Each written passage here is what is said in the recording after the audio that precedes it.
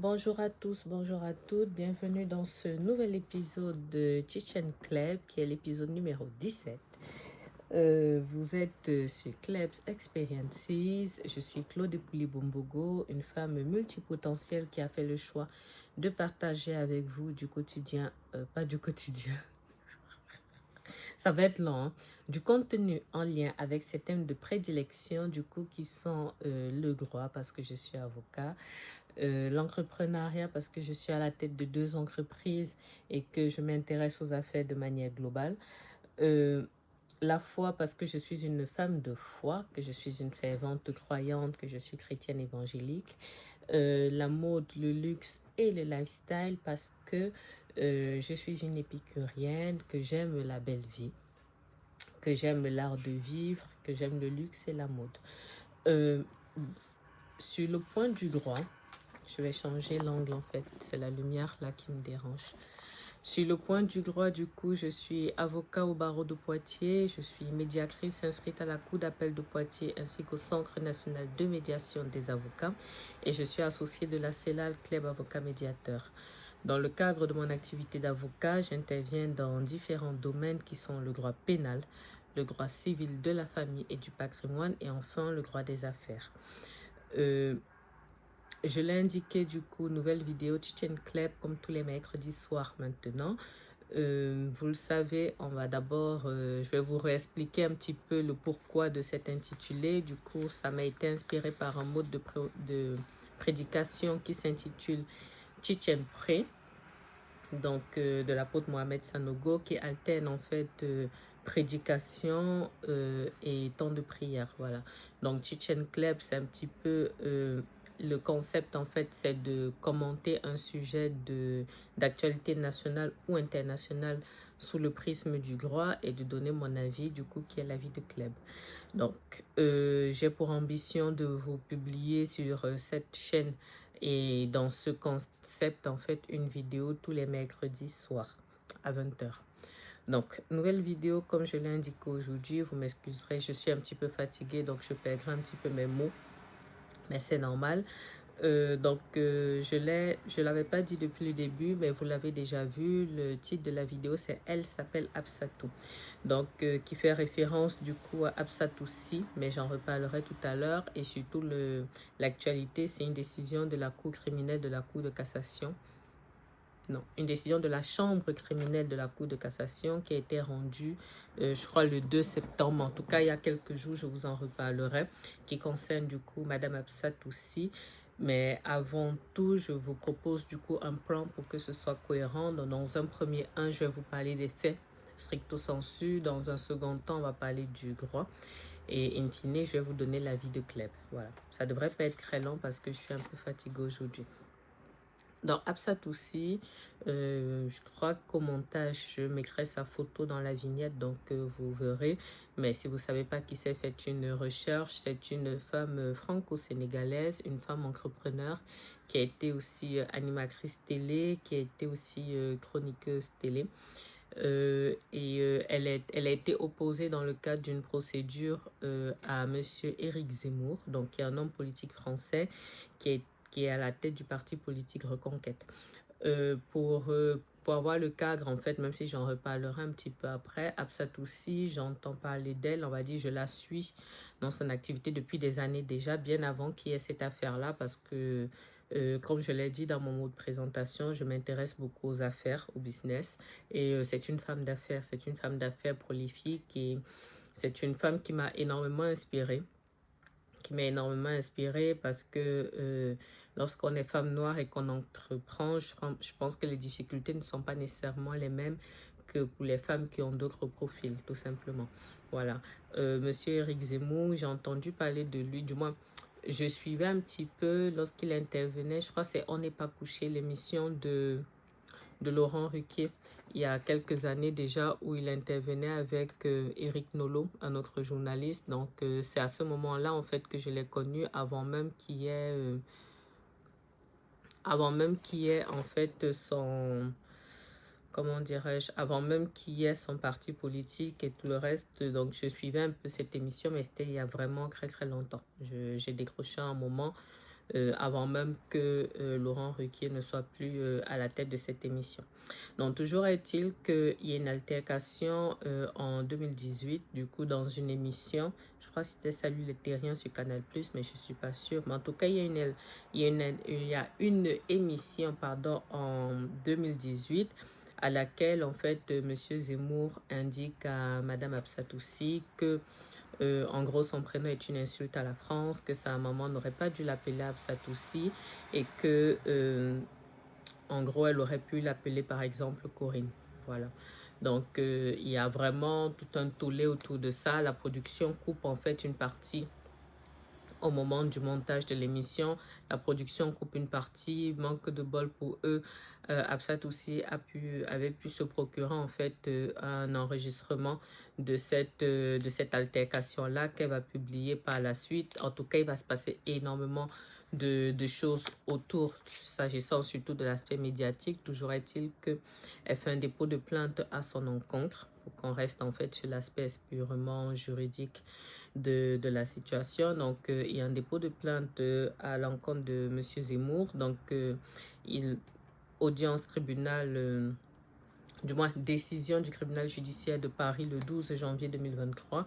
Il est condamné du coup pour injure à caractère raciste pour avoir qualifié le prénom d'Absatoussi d'insulte à la France. Donc, il est condamné à une amende de 4 000 euros, à des dommages et intérêts de 3 000 euros et un article 475.1 à hauteur de 2 000 euros, donc le remboursement des frais d'avocat, 2 000 euros.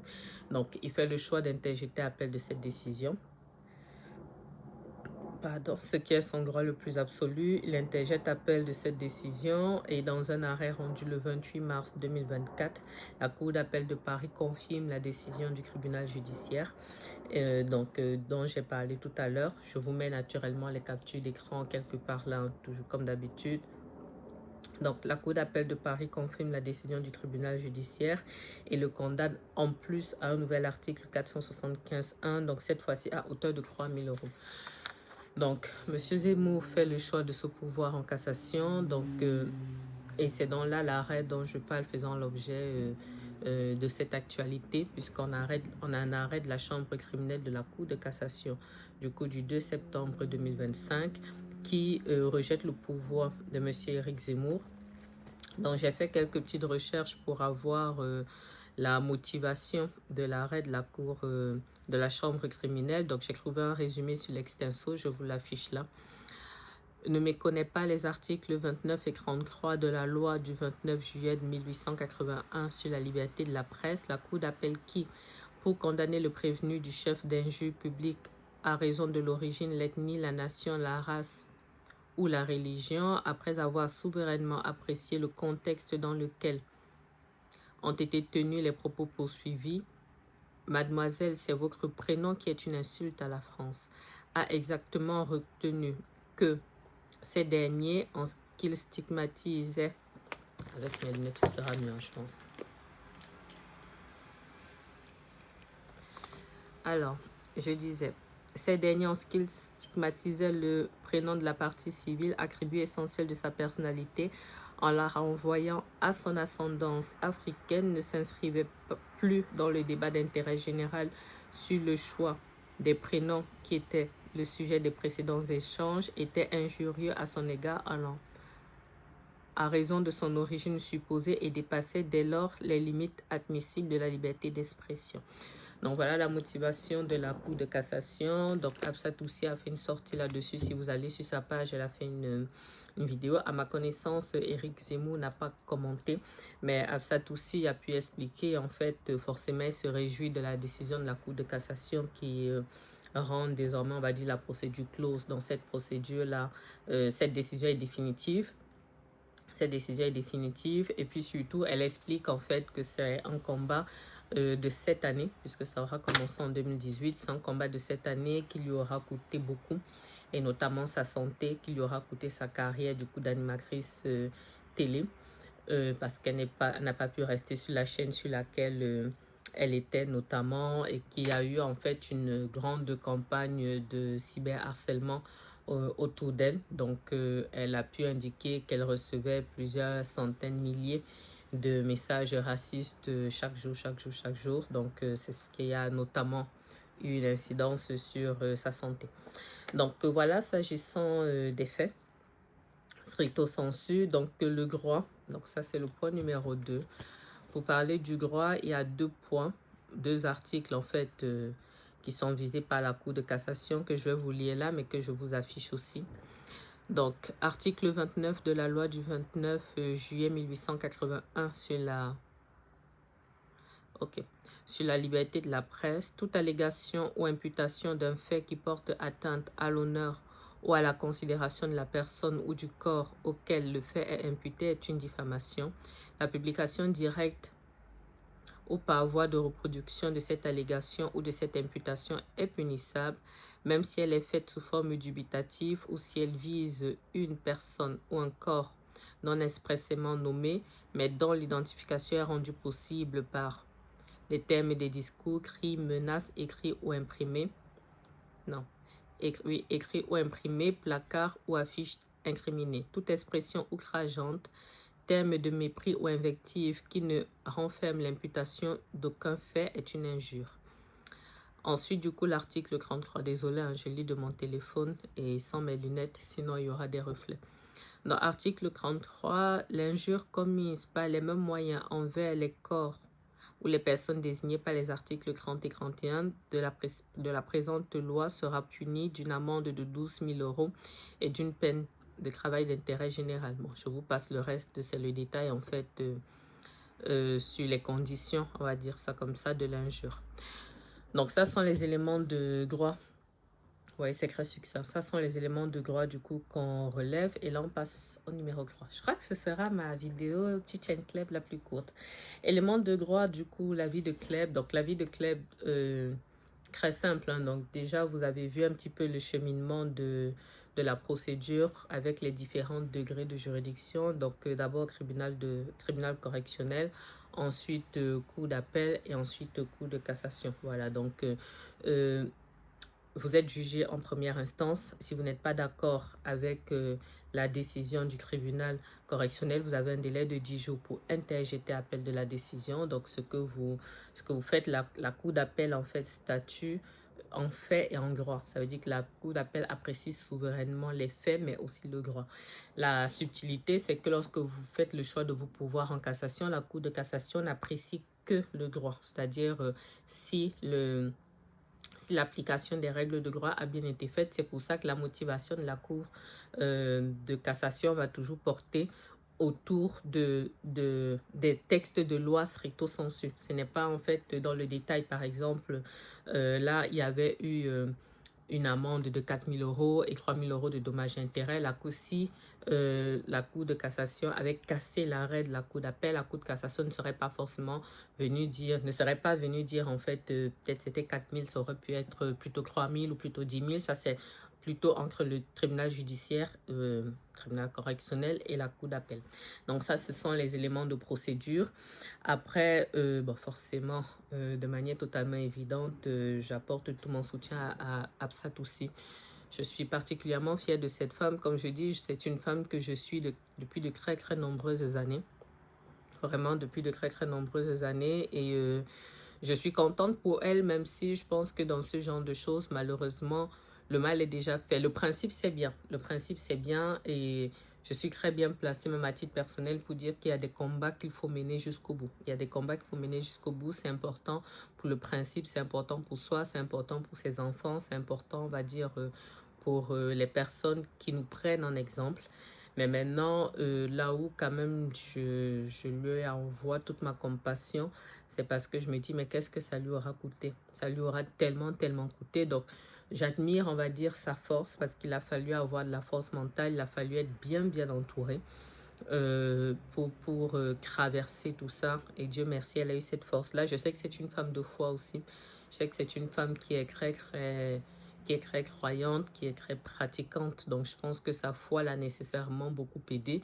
Mais voilà, on parle quand même de 7 années de procédure, quoi. Et on sent que là, c'est clairement pour le principe, parce que une amende de 4 000 €, ça va pas dans sa poche. Il y a effectivement des articles 475.1, mais ça, c'est pour le remboursement des frais d'avocat. Le dommage et intérêt, c'est 3 000 €. Donc, 7 ans de procédure pour 3 000 €, on est d'accord qu'elle n'a pas fait tout ça pour ça. Et maintenant, il y a toute la partie, on va dire, qu'on ne voit pas. Il y a la partie de la famille en souffrance. Il y a la partie du fait que elle indique, mais ça, je ne développe pas ici parce que je n'ai pas d'éléments pour étayer ça. Elle indique que depuis le fait qu'il y a eu ça, toutes les personnes de l'extrême droite sont tombées lui sont tombées dessus.